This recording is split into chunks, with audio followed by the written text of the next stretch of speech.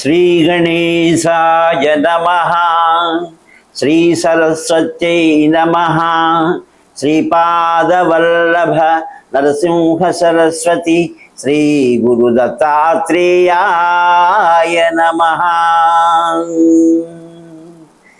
దిగంబరా దిగంబరా శ్రీపాదవల్లభ దిగంబరా దిగంబరా దిగంబరా శ్రీపాదవల్లభ దిగంబరా ఔదుంబరా ఔదుంబరా నరసింహ సరస్వతి ఔదుంబరా దత్తాత్రేయ మాం పాహి సద్గురురాయ మాం పాహి దిగంబరా దిగంబరా శ్రీపాదవల్లభ దిగంబరా శ్రీపాదవల్లభ దిగంబరా శ్రీపాదవల్లభ దిగంబరా. శ్రీమదనంత శ్రీ విభూషిత అప్పల లక్ష్మీ నరసింహరాజా జయ విజయీ భవ దిగ్విజయీ భవ శ్రీమదఖండ శ్రీ విజయీ భవ. శ్రీ విద్యాధరి రాధ సురేఖ శ్రీరాఖీదర శ్రీపాద జయ విజయీ భవ దిగ్విజయీ భవ శ్రీమదఖండ శ్రీ విజయీ భవ. మాతా సుమతి వాత్సల్యామృత పరిపోషిత జయ శ్రీపాద జయ విజయీ భవ దిగ్విజయీ భవ శ్రీమదఖండ శ్రీ విజయీ భవ. సత్య ఋషీశ్వర దుహితానందన పాపనార్జనుత శ్రీచరణ జయ విజయీ భవ దిగ్విజయీ భవ శ్రీమదఖండ శ్రీ విజయీ భవ. సవితృకాటక చయన పుణ్యఫల భరద్వాజ ఋషి గోత్ర సంభవ జయ విజయీ భవ దిగ్విజయీ భవ శ్రీమదఖండ శ్రీ విజయీ భవ. దోచౌపాతి దేవలక్ష్మి ఘన సంఖ్యాబోధిత శ్రీచరణ జయ విజయీ భవ దిగ్విజయీ భవ శ్రీమదఖండ శ్రీ విజయీ భవ.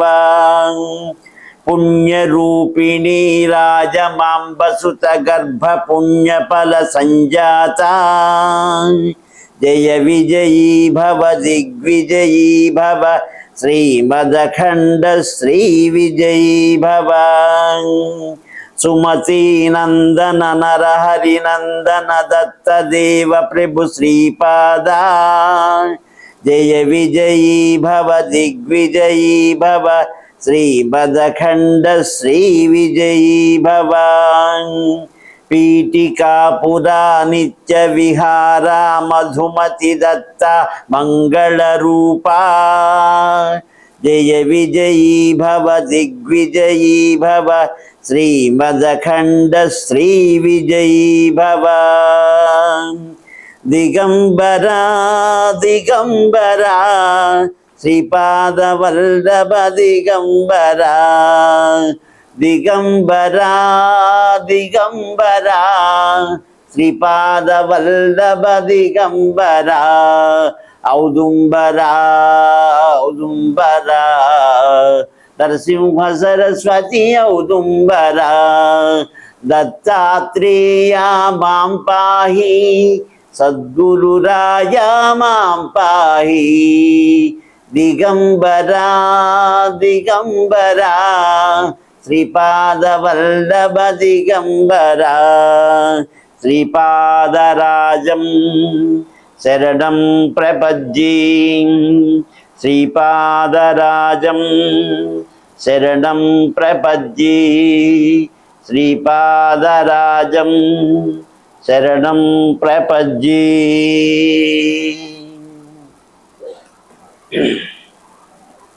దత్తభక్తులకు, శ్రీపాద శ్రీవల్లభ భక్తులందరికీ నమస్కారాలు తెలియజేస్తూ,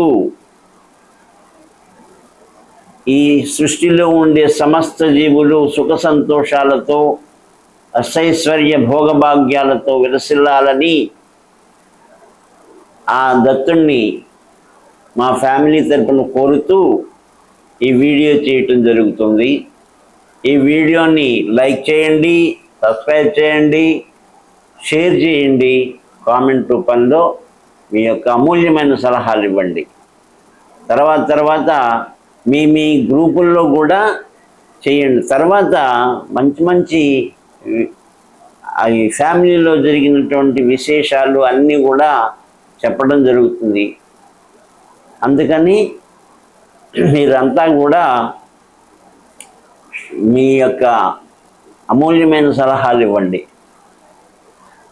తర్వాత ఇంతకుముందు జరిగిన అలాగే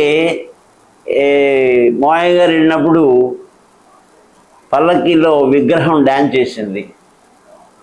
తర్వాత పాదాలు, ఇలాంటి అనేకమైన విశేషాలతోటి నెక్స్ట్ రాబోయే ఎపిసోడ్లో చెప్పడం జరుగుతుంది. కాబట్టి మీరు ఎంతవరకు అయితే చేయగలరో అంతవరకు సబ్స్క్రైబ్ చేయండి.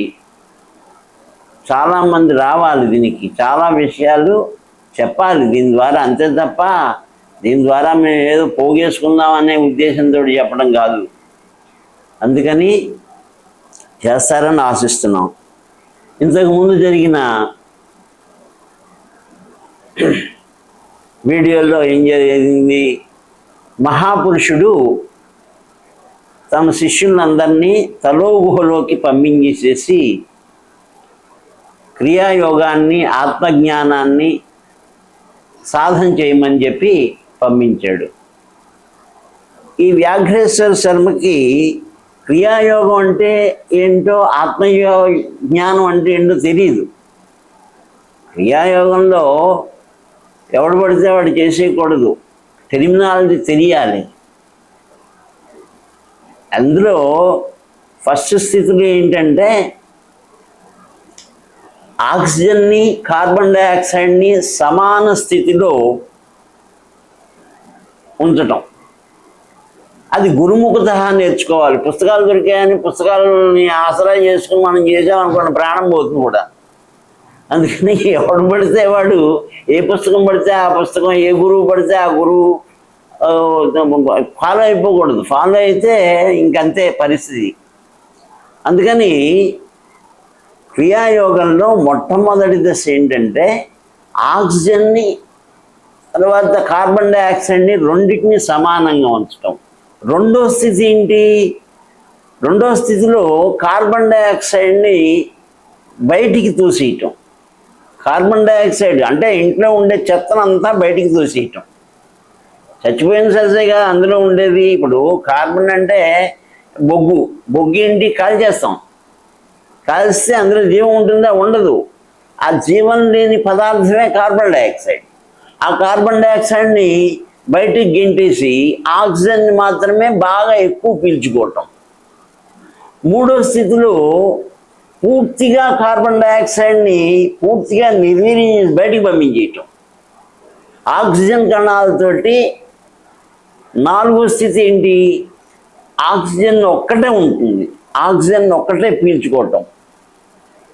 ఐదో స్థితిలో మొత్తం ఈ కణాలన్నీ ఆక్సిజన్ తోటి నిండిపోయి అప్పుడు కాంతిపుంజాలు, కాంతిమయం అవుతుంది శరీరం అంతా. బయట ఉండేటటువంటి ఎలక్ట్రాన్స్, ప్రోటాన్స్, న్యూట్రాన్స్ తోటి, యాటమ్స్ తోటి మిళితమయ్యి మొత్తం శరీరం అంతా కాంతిపుంజాలతోటి శరీరం అంతా ఆరా ఏర్పడుతుంది. చుట్టూరా ఆరా అంటారు. అంటే మనం ఏదైనా ఫోటో చూసినప్పుడు చూడండి, శ్రీపాదుడి ఫోటో చూసినప్పుడు ఈ చుట్టూరా ఉండే దాన్ని ఆరా అంటారు. అలా ఆరా ఏర్పడుతుంది. అటువంటి స్థితిలో ఆత్మ ఏమవుతుంది, 14 స్టేజెస్ ఏర్పడతాయి. 14 స్టేజీలు. ఆ 14 స్టేజీలు ఉన్నాయి.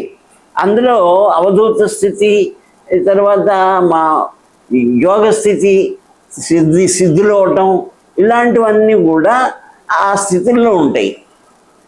అలాంటివి ఇదంతా వాడికి వ్యాఘ్రేశ్వర శర్మకి తెలియలే. అందుకని మనం చిన్నప్పటి నుంచి కూడా చిన్నపిల్లలకి ఏం చేయాలంటే టెర్మినాలజీ తెలియాలి. ఆత్మ యొక్క ఔన్నత్యాన్ని కాపాడుకోవాలంటే లాంగ్వేజ్ ఉండాలి, సాహిత్యం చదవాలి. ఈ పొట్టకూటి కోసం మ్యాథ్స్ సైన్స్ చదవాలి.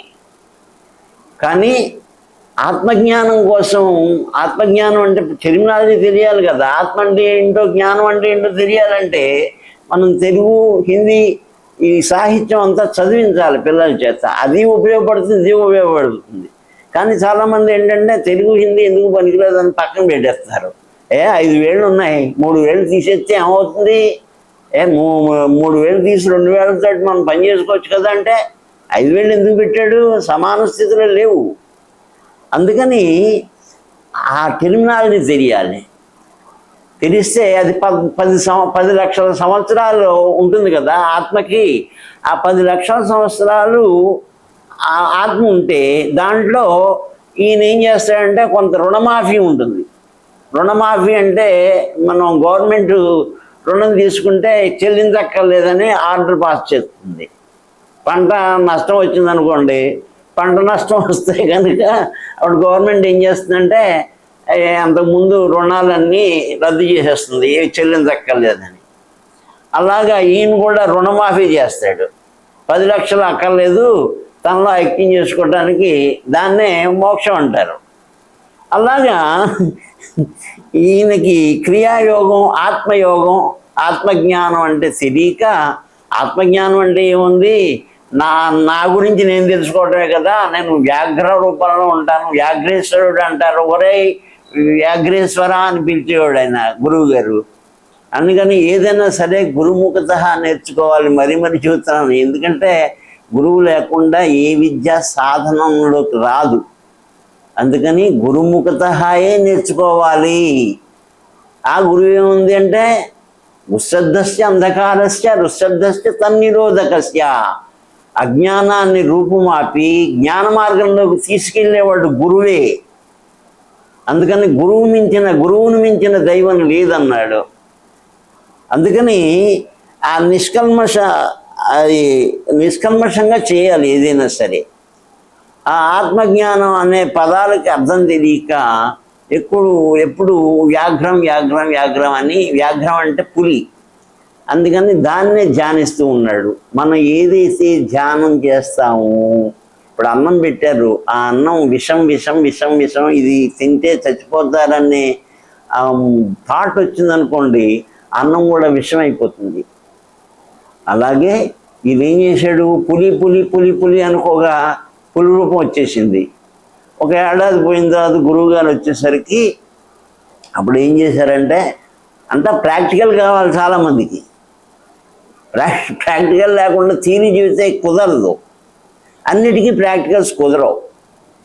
ఒక వేశ్య నాకు రామాయణాన్ని కళ్ళకు కట్టినట్టు చెప్పమంది. చెబితే కనుక వాళ్ళంత ఐశ్వర్యం ఇస్తానంది. చాలామంది వెళ్ళారు, ఆవిడ ఎవరిని మెచ్చుకోవాలా, నాకు చెప్పలేదు, నాకు కళ్ళకు కట్టినట్టు లేదండి. అప్పుడు తెనాలి రామలింగుడు అన్నాడు, ఆయన దగ్గరికి వెళ్ళింది ఈ న్యూస్. అయితే నేను చెబుతానన్నాడు. నేను చెబుతానని వెళ్ళాడు. వెళ్ళిన తర్వాత ఈయన ఏం చేశాడు, లంకాదహనం శ్రీనది, ఆ రామాయణంలో లంకాదహనాన్ని చూతాను అని చెప్పి ఆంజనేయుడు మళ్ళా లంకలో ప్రవేశించడం ఎలా ప్రవేశించాడో అదంతా చెప్పాడు. ఆ ప్రవేశించినప్పుడు లంకిణిని ఎలా గుద్దాడో అదంతా 3-4 గుద్దులు, పిడిగుద్దులు గుద్దేశాడు. ఆవిడనే వంచేసి లంకిణిని ఈ రకంగా గుద్దాడు అన్నాడు. తర్వాత అక్కడ కర్టెన్లు, తర్వాత సోఫాలు అన్నీ ఉంటే తువాలు దాన్ని వెనకాల తోక కింద పెట్టుకుని దానికి నిప్పండించి ఆ కర్టెన్లన్నీ అంటించేశాడు, ఆ సోఫాలన్నీ అంటించేశాడు. ఇది లంకాదహనం అన్నాడు. నీకు అర్థమైందా లేదా చెప్పమన్నాడు. బాబోయ్ ఇంక తగలట్టుకో, నాకు అర్థమైంది అని చెప్పింది. అందుకని ప్రాక్టికల్గా ఏది ఉండదు. నీకు ఏదైనా డౌట్ వచ్చిందా, శాస్త్రమే చెబుతుంది, ఇలా అన్నాడు అలా అన్నాడు అని. శాస్త్రాన్ని అభ్యసించిన గురువే చెబుతాడు. అందుకని గురువు కాళ్ళ దగ్గర అన్ని నదులు ఉన్నాయి. గురువే మనల్ని సన్మార్గంలో ప్రవేశపెట్టేవాడు. అలాగా ఈయన ఏం చేశాడంటే, ఒక ఏడాది పోయిన తర్వాత గురువు గారు వచ్చారు. వాడికి తెలియక వ్యాఘ్ర రూపంలో మొత్తం అన్ని గుహల్లోనూ అంతా ధ్యానం చేస్తూ ఉన్నారు. ధ్యానం చేస్తూ ఉంటే ఈ వ్యాఘ్రేశ్వర శర్మ దగ్గరికి వెళ్ళగానే అక్కడ వ్యాఘ్ర రూపంలో ఉన్నాడు. ఆయన మారిపోయాడు అనమాట. వ్యాఘ్రం అంటే పులి రూపంలో ఉండిపోయాడు. అప్పుడు ఈయన యొక్క నిష్కల్మషమైనటువంటి హృదయానికి, ఆత్మశుద్ధికి మెచ్చుకుని ఓంకారాన్ని నేర్పాడు. ఓం ఓం ఓం. తర్వాత శ్రీపాదరాజం శరణం ప్రపద్యే అనే మంత్రాన్ని కూడా ఇచ్చాడు. మంత్రాన్ని ఇవ్వటానికి డబ్బులు తీసుకోకూడదు. డబ్బులు తీసుకుంటే మంత్రం విలువ లేదు. ప్రతి వాడు 1000 రూపాయలు ఇచ్చేస్తే మంత్రం ఇచ్చేస్తాడు. ఏదో దుకాణం అయిపోయింది. అలాగే సాయంత్రం 6 దాటిన తర్వాత, సంధ్యా సమయం అయిన తర్వాత జాతకం చెప్పకూడదు. నేల మీద కూర్చుని మనం పూజ ఏది చేయకూడదు. నేల లాగేస్తుంది, భూమి లాగేస్తుంది మన యొక్క పవర్ని. అందుకని పీట ఏదైనా వేసుకుని, పీట మీద కూడా, చెక్క మీద కూడా చేయకూడదు. దాని మీద వైట్ క్లాత్, అంచున్న వైట్ క్లాత్ వేసుకుని దాని మీద పూజ చేస్తే మన బాడీ అంతా ఎనర్జీతోటి నిండిపోతుంది. పులి చర్మాన్ని కనుక వేసుకున్నాం అనుకోండి, పులిని చంపకూడదు. పులి దాంట్లో చచ్చిపోతే ఆ చర్మాన్ని వేసుకుని కనుక చేస్తే 41 డేస్లో వీడు అనుకున్నదంతా జరిగిపోతుంది. కానీ ఈ 41 డేస్ కూడా వాడు రౌద్రాకారంలో ఉంటాడు. జింక చర్మం వేసుకుంటారు. జింక చర్మం వేసుకున్న, అలాగే ఈ వైట్ క్లాత్ కనుక వేసుకుంటే ప్రశాంతంగా ఉంటాడు అన్నమాట. అందుకని కోరికలు నెరవేరుతాయి. డైరెక్ట్గా మనం పాదాలు భూమిని తాకించి పూజ కానీ ఏది చేయకూడదు, వ్రతం కానీ. అందుకని దాని మీద క్లాత్ వేస్తారు పండితులు. ఇదంతా నేర్చుకోవాలి, తెలుసుకోవాలంతా. అందుకని ఈ తీర్థం చూసుకునేటప్పుడు జురుకోకూడదు, సౌండ్ రాకూడదు. సౌండ్ వస్తే కళ్ళుతోటి సమానం. అందుకని ఇవంతా చెబుతాడు అనమాట. గురువుగారు మంత్రాన్ని ఉపదేశించాడు. ఓంకారాన్ని మరియు శ్రీపాదరాజం శరణం ప్రపద్యే అని చెప్పి వెళ్ళిపోయాడు. అప్పుడు ఈ వ్యాఘ్రేశ్వరుడు వ్యాఘ్ర రూపంలోనే కురుపురంలో శ్రీపాదుడి దర్శనం కోసం వెళ్ళాడు. వెడితే అక్కడ ఒక నది ఉంటుంది. ఆ నది దాటాలి అంటే నీళ్లు ఉంటాయి అన్నమాట. ఆ నీళ్లుని దాటాలంటే కష్టం కాబట్టి అప్పుడు శ్రీపాదుడు చుట్టూరా ఉండే జనాలతోటి ఒక పడవలో ఉండి ప్రయాణం చేస్తూ ఉంటే అప్పుడు ఆయనకి దూరదృష్టితోటి నా భక్తుడు వచ్చాడు, ఒకసారి కలుసుకుని వస్తానని వెళ్ళాడు. శ్రీపాదుడు కలుసుకున్నాడు. కలుసుకున్న తర్వాత అంటే శ్రీపాదుడు కాంతిమయ రూపంలో ఉంటాడు, కాంతివంతంగా ఉంటాడు. అందుకని శ్రీపాదుడి దగ్గర ఈ అవధూత స్థితికి, తర్వాత మహాత్ముల స్థితికి, సిద్ధుల స్థితికి అతీతమైన రూపం అది. వాళ్ళకి ఆయనకి ఎగ్జామ్షన్ ఉంది, వీళ్ళకి ఎగ్జామ్షన్ లేదు. వీళ్ళు 10 లక్షల సంవత్సరాలు ఉండాలంటే ఉండాల్సిందే. ఆ 10 లక్షల సంవత్సరాలు ఉన్నప్పుడు ఏమవుతుంది, ఆ స్థితి యాటమ్స్ స్థితి, చిన్న అణువుల రూపంలో ఎక్కడికైనా వెళ్ళగలరు. వాళ్ళ కోరికలన్నీ నెరవేరుస్తారు. వాళ్ళకి సమాధి అయినా సరే శారీరకంగా సమాధి అవుతారే తప్ప మానసికంగా వాళ్ళు 10 లక్షల సంవత్సరాలు యాటమ్స్ రూపంలో తిరుగుతూ ఉంటారు ఎక్కడో అక్కడ. అలాగే తిరిగి మన యొక్క కోరికలన్నీ నెరవేరుస్తూ ఉంటారు.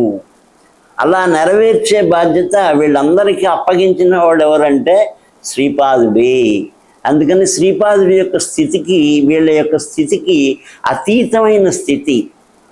అందుకని ఇది కోటి సూర్యుల కాంతి, కోటి కాదు కొన్ని కోటాను కోట్ల సూర్యుడి యొక్క కాంతి అది. అందుకని ఆ కాంతికి ఈ కాంతికి అందులోంచి వచ్చిన రూపమే ఇది. అందుకని వీళ్ళని తక్కువ వేయకూడదు, తక్కువ అంచనా వేయకూడదు. వీళ్ళందరికీ డైరెక్షన్స్ ఇచ్చి ఏ రూపంలో ఎక్కడ జన్మించాలో అంతా కూడా వస్తుంది. అందుకని అవధూతకి ఈయనకి తేడా ఏంటంటే అవధూత సంకల్పరహితంగా ఉంటాడు. సంకల్పరహితం అంటే ఏంటి? ఇక్కడ నేను జన్మించాలంటే జన్మించలేడు, సంకల్పరహితం అంటారు అవధూత కానీ సిద్ధుడు కానీ. కానీ ఈయన సంకల్ప సహితంగా ఉంటాడు. సంకల్ప సహితం అంటే ఇక్కడ జన్మించాలి అంటే జన్మిస్తాడు, ఆయనే జన్మిస్తాడు. లేకపోతే నువ్వు జన్మించంటే జన్మించాలి. నువ్వు పలానా చోట జన్మించు, నీకు ఈ పేరు పెట్టుకుని జన్మించు, అక్కడ ఉండేటటువంటి ప్రజల యొక్క ఈతి బాధలన్నీ తీర్చు అంటే ఆ ప్రాంతంలో ఆ రూపంలో ఈయన పెట్టిన పేరు ప్రకారం ఉండాల్సిందే. అది సంకల్ప సహితం అంటారు. సంకల్పం తోటి ఉంటాడు. సంకల్ప రహితం అంటే సంకల్పం లేకుండా ఉండే స్థితి అవధూత స్థితి. అది అర్థమైందంటే అలాగా ఈ స్థితులన్నీ దాటి మనం సన్మార్గంలో ఉండాలి అంటే ఈ గ్రంథాన్ని చదవాలి, 10 మంది చేత చదివించండి. ఇది మీరు మామూలు కరెంటు స్తంభం కాదు ఇది. అందుకని మామూలు కరెంటు స్తంభం నుంచి 1 ఇంటికో 2 ఇంటికో వస్తుంది, కానీ ఇది పెద్ద